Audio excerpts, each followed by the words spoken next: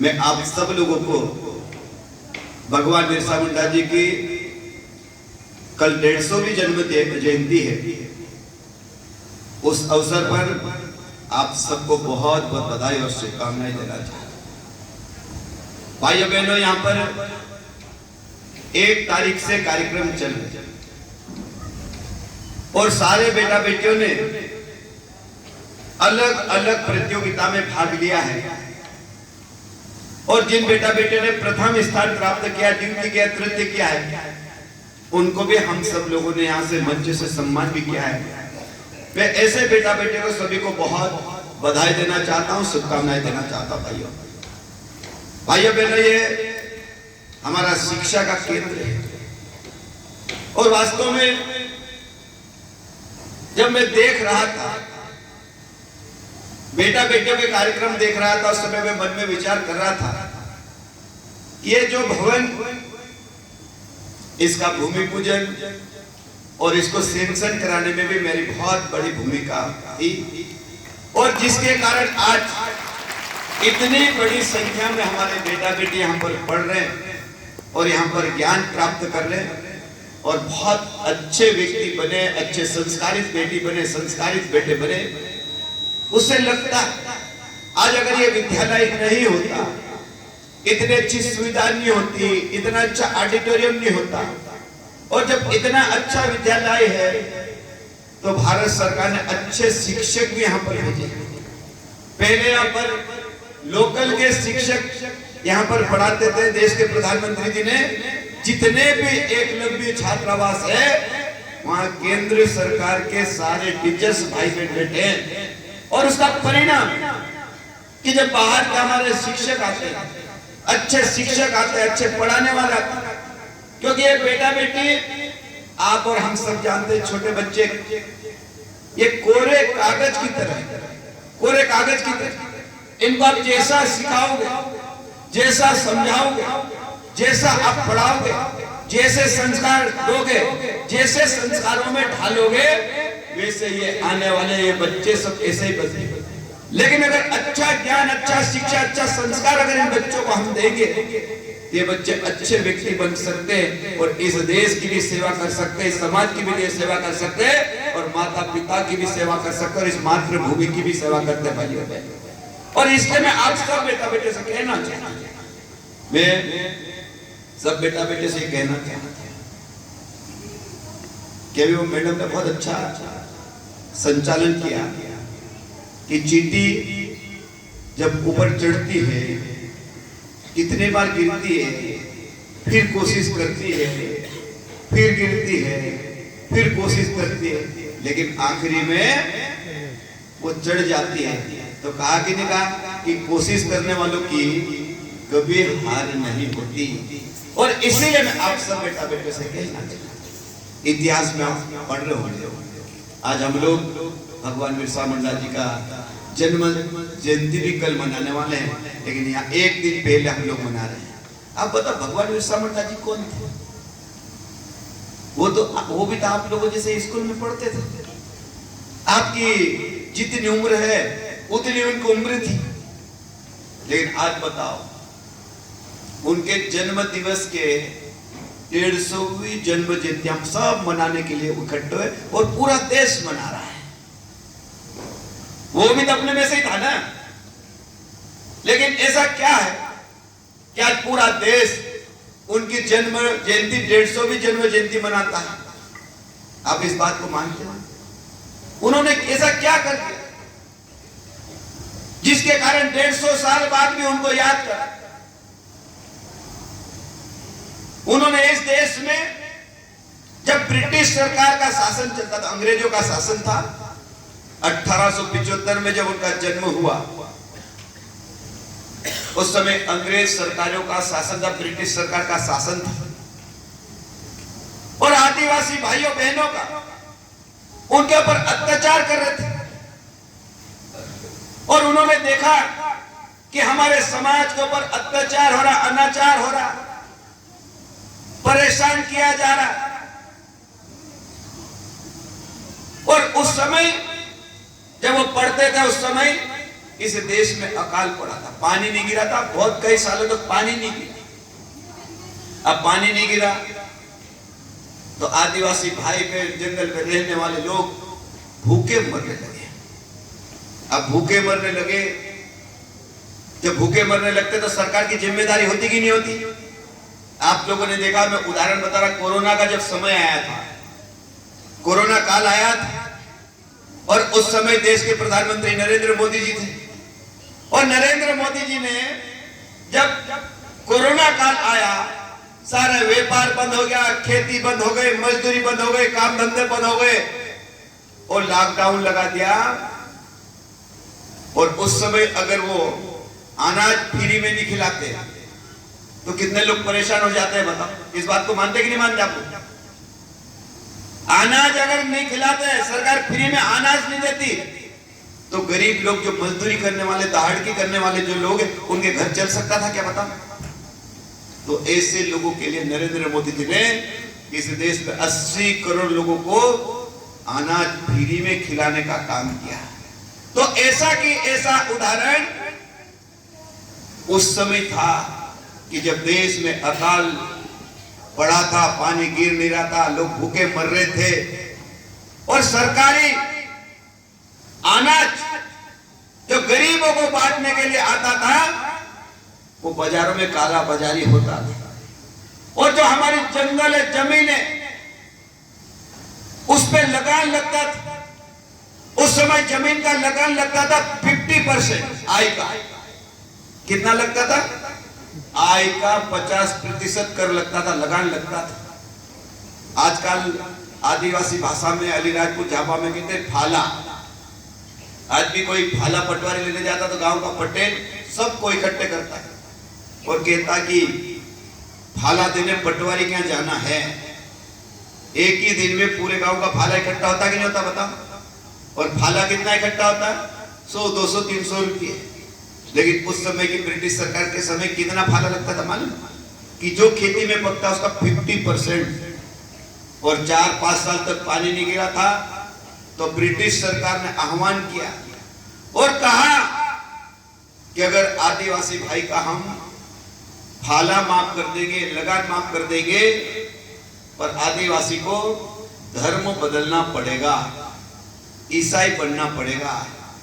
तो उस समय बिरसा मुंडा समझदार थे, बिरसा मुंडा जी ने बगावत कर ली, और उस समय सभी आदिवासी भाई और बहनों को, पढ़ने वाले बच्चों को उन्होंने संगठित किया कि चाहे कुछ भी हो जाए, लेकिन मैं धर्म नहीं बदलूंगा और मेरे समाज को धर्म नहीं बदलने दूंगा, ईसाई नहीं बनने दूंगा। ऐसा करके उन्होंने समाज को संगठित किया, समाज को जागरूक किया, और जल और जंगल जमीन की लड़ाई उन्होंने शुरू करी। और उसके बाद अंग्रेज सरकार को, ब्रिटिश सरकार को नागवार गुजरा तो भगवान बिरसा मुंडा जी को जेल में डाल दिया, पकड़ लिया। पकड़ने के बाद बीच में एक बार छूट भी गए। फिर उन्होंने, उनका आंदोलन तेज हुआ, लड़ते लड़ते लोग संगठित होते गए, और उन्होंने विचार किया ब्रिटिश सरकार ने कि यही अगर इसको नहीं दबा गया, इस आंदोलन को नहीं कुचला गया, तो यह आंदोलन पूरे देश में फैल जाएगा। फिर भगवान बिरसा मुंडा जी को पकड़ा और जेल में डाला, और जेल में पकड़ने के बाद जेल के अंदर उन्होंने जहर दे दिया। 1900 में जहर दे दिया और जेल के अंदर उनको मार डाला। और आज हम सब लोग उनकी 150वीं जयंती इसीलिए मनाते हैं। और आदिवासी समाज पूरे देश में उनको क्या मानने लगा? बिरसा से भगवान बिरसा मुंडा मानने लगे। और इसी कारण आज हम सब लोग यहाँ पर एकत्रित हो गए, और देश के प्रधानमंत्री नरेंद्र मोदी जी ने जितने भी देश में, हमारे इस देश को आजाद कराने वाले क्रांतिकारी है, भारत माता को आजाद कराने वाले क्रांतिकारी हैं, उनके इतिहास को खोजा। और आज पूरे देश में राष्ट्रीय जनजाति गौरव दिवस का आयोजन 2021 में देश के प्रधानमंत्री जी ने शुरू किया है। और इसलिए मैं सब बेटा बेटियों से कहना चाहता हूं कि नरेंद्र मोदी जी के लिए जोरदार ताली बजा के स्वागत करिए, अभिनंदन करिए। अगर नरेंद्र मोदी जी नहीं होते तो जनजातीय गौरव दिवस मनाने का अवसर मिलता है क्या आप लोगों को? मिलता है क्या? नहीं मिलता है। अगर नरेंद्र मोदी जनजातीय गौरव दिवस नहीं मनाते तो इतिहास को समझने का भी अवसर नहीं मिलता। आज ये 15 दिन में हर जगह रथ यात्रा चल रही, पूरे देश में रथ यात्रा चल रही, जन जागरण हो रहा, लोगों को इतिहास भगवान बिरसा मुंडा जी क्या क्या पढ़ने को मिल रहा है, समझने को मिल रहा है। तो हमको पता तो चलता है कि बिरसा मुंडा जी कौन थे। ये तो पहले तो पता चलता था कि देश को किसने आजाद कराया, तो किनके नाम आते थे। इतिहास में हम पढ़ते हैं इस देश को किसने आजाद कराया, जो जिन्होंने ओरिजिनल में इस देश को आजाद कराया उनका तो कोई नामो निशानी नहीं था, इतिहास ही नहीं था। आज उदाहरण के लिए हम टांटिया मामा की बात करते हैं, भगवान बिरसा मुंडा जी की बात करते हैं, भगत सिंह की बात करते हैं, सुखदेव की बात करते हैं, चंद्रशेखर आजाद की बात करते हैं, भीमा नायक की बात करते हैं, रघुनाथ मंडलोई जी की बात करते हैं, रानी दुर्गावती जी की बात करते हैं, शंकर शाह रघुनाथ शाह जी की बात करते हैं। इनका इतिहास हम लोगों को कहीं भी इतिहास में पढ़ाया नहीं गया, और पढ़ाया गया है क्या, जिन्होंने इस देश के लिए कुछ नहीं किया उनका इतिहास पढ़ाया गया। और इसीलिए आप सब भाइयों बहनों से मेरा निवेदन है कि इतिहास को पढ़ने की बहुत आवश्यकता है, और इतिहास को जब हम पढ़ेंगे तो ये देश में हम लोगों को आजादी कैसे मिली है ये समझने का अवसर मिलेगा। इस आजादी के लिए किन लोगों ने बलिदान दिया है, जिसके कारण आज भारत स्वतंत्र है, और हम सब स्वतंत्र होकर अपनी बात को रख सकते हैं, और उच्च और नीच का कोई भेदभाव नहीं। आज ये तो पहले उच्च नीच का भेदभाव भी बहुत, आज कोई ऊंच नहीं, कोई जात नहीं, कोई पात नहीं। आज गरीब बच्चों को अवसर भी मिल रहा है। आपने देखा होगा आज हम अलीराजपुर के यहाँ से हम बात कर रहे हैं, आज अलीराजपुर जैसे जिले के 5-5, 6-6 IAS अधिकारी बने हुए हैं। क्या हम कल्पना कर सकते थे, कभी कल्पना कर सकते थे कि गरीब का बेटा कलेक्टर बनेगा, SP बनेगा, IAS बनेगा, कोई SDM बनेगा, कोई डिप्टी कलेक्टर बनेगा? ऐसा कभी होता था क्या, बताओ? सरकारों ने अच्छी स्कूलों की व्यवस्था करी, अच्छे कोचिंग की व्यवस्था करी। आज मैं मध्य प्रदेश का मंत्री हूं, मेरे विभाग में करीब 165 बच्चे बेटा बेटी विदेश में पढ़ रहे भाई, 165 बेटा बेटी विदेश में पढ़ रहे। अगर हम लोग कानून नहीं लाते, ये नीति नहीं लाते, तो गरीब का बच्चा, गरीब की बेटी विदेश में पढ़ सकती थी क्या, बताओ? हम कानून लाए, हमारी सरकार जब बने हमने कानून लाए कि 8 लाख रुपए से ज्यादा इनकम है पर ईयर, अगर उसकी बेटा और बेटी विदेश में पढ़ना चाहती है तो उसके लिए हमने फीस की व्यवस्था करी। 80-80 लाख रुपए हम जमा करते हैं तो हमारी बेटा और बेटी विदेश में पढ़ने के लिए जाते हैं। मैं कल एक बेटी का सोंडवा में खामट की बेटी डॉक्टर, अभी डॉक्टर बनी, मेडिकल में उसका सिलेक्शन हुआ। ये BRC महोदय है हमारे चौहान साहब, उनके भाई की बेटी MBBS में उसका सिलेक्शन हुआ।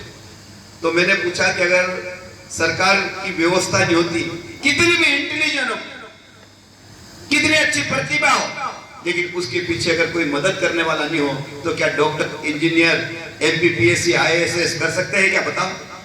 आज सरकार ने व्यवस्था करी है तो अलीराजपुर जिले के बच्चे, झाबुआ जिले के बच्चे, खरगोन बड़वानी के बच्चे आज आगे अच्छे पढ़ के अच्छे निकल रहे हैं। उसमें सरकार का बहुत बड़ा योगदान है, इस बात को हम सबको समझना चाहिए। और मैं आप सब बेटा बेटे से ये कहना चाहता हूँ कि कोई भी व्यक्ति आज बड़ा बन गया, उदाहरण के लिए मैं, उदाहरण आज मैं विधायक बना, आज मैं मंत्री हूँ, कोई हम जन्म से थोड़ी मंत्री ने विधायक, हमारे के पूर्वज थोड़ी थे विधायक ने मंत्री, कोई थे क्या बता? हमने भी इसी धरती पे मेहनत करी, यहीं जनता की सेवा करी, समाज के बीच में गए, समाज में जनता के हमने सेवा की, गरीबों के दुख और दर्द को समझा, और इसलिए अलीराजपुर की जनता वोट देके बार बार जिताती है। आज मैं विधायक जनता के कारण हूं, जनता के आशीर्वाद से, तो आज मध्य प्रदेश का मंत्री भी हूं जनता का आशीर्वाद से। और हम लगातार प्रयास कर रहे हैं कि अलीराजपुर जिले का कैसे भला हो, अलीराजपुर के लोग कैसे आगे बढ़े, अलीराजपुर में और अच्छा कैसे विकास हो। आज सोंडवा के लोग भाई बहन यहाँ बैठे हैं, आप बताओ आज हमारी सरकार ने कितने बढ़िया बिल्डिंग बनाया, बताइए। बिल्डिंग तो देख रहे हो सोंडवा में, देखा कि देखा आप लोगों ने, बताओ? कॉलेज हमने बनाया, वहां पर कन्या शिक्षा परिसर हमने बनाया, वहां पर हमने ITI बनाया, हमने चंद्रशेखर आजाद नगर में कॉलेज बनाया, ऐसे कई स्कूल आज बड़े बड़े दिख रहे हैं। सोंडवा में आप लोग जाते हो कितना बड़ा बिल्डिंग दिखता, बताओ? 38 करोड़ रुपए का बिल्डिंग हमने बनाया, आज बन रहा। अगर छकतला में चले जाए, छकतला में बन रहा, एकलव्य विद्यालय बन रहा, छकतला के अंदर कटवानिया। अब उधर भावरा चले जाए, हर विकास खंड पे एकलव्य जैसे बड़े बड़े स्कूल हम लोग बना रहे हैं। ये किसके लिए बना रहे? अभी आपने देखा 4 दिन पहले हम लोग करीब 30 करोड़ रुपए के बिल्डिंग छात्रावास बना रहे। यहाँ छात्रावास में रहने की कितनी अच्छी सुविधा बता, जैसे इतनी अच्छी सुविधा है, ऐसी सुविधा अपने घर में मिलती है क्या बताओ? आज इतना अच्छा ऑडिटोरियम बनाया, हम कल्पना कर सकते हैं क्या बताओ? उमराली जैसे छोटे से कस्बे में हमारे बेटा और बेटियों के लिए कंपटीशन के लिए अच्छे प्रतियोगिता में भाग लेने के लिए इतना बढ़िया ऑडिटोरियम यहाँ होगा, कोई कल्पना कर सकता है क्या बताओ? मैं मीडिया वालों को ले गया, मैंने कहा देखो कितना शानदार ऑडिटोरियम है, तो शहर में नहीं अच्छा ऑडिटोरियम, लेकिन ऑडिटोरियम सरकार ने व्यवस्था करी। आज कितना अच्छा ऑडिटोरियम बना है, आज अच्छी सुविधा है, आज इतने अच्छे स्कूल बने, सरकार बच्चों के लिए पढ़ने के लिए बहुत अच्छा सुविधा करे। आज मैं बच्चों से कहना चाहता हूं, अब सरकार इतनी अच्छी सुविधा कर रही है और ये सुविधा हमारे घर में नहीं है आज, क्योंकि तो मेरे गांव में जाता हूं, देखता हूं, उनके साथ बैठता हूं, उठता हूं, बातें करता हूं। आज भी हमारे गांव में बहुत तकलीफें हैं, लेकिन आज सरकार ने अपने इतनी अच्छी व्यवस्था करी, इतनी अच्छी सुविधा करी, तो आप लोगों की जिम्मेदारी है कि नहीं कि नहीं हम पढ़ लिख के हम बहुत अच्छे बने। यहाँ के बच्चे भी डॉक्टर इंजीनियर बने ना, बने हुए ना पुराने समय के, यहाँ है ना, यहाँ के बेटा बेटी भी डॉक्टर बने, अच्छे पोस्ट पे। और इसलिए मैं चाहता हूँ कि यहाँ बेटा बेटी पढ़ लिख के बढ़िया डॉक्टर बने, इंजीनियर बने।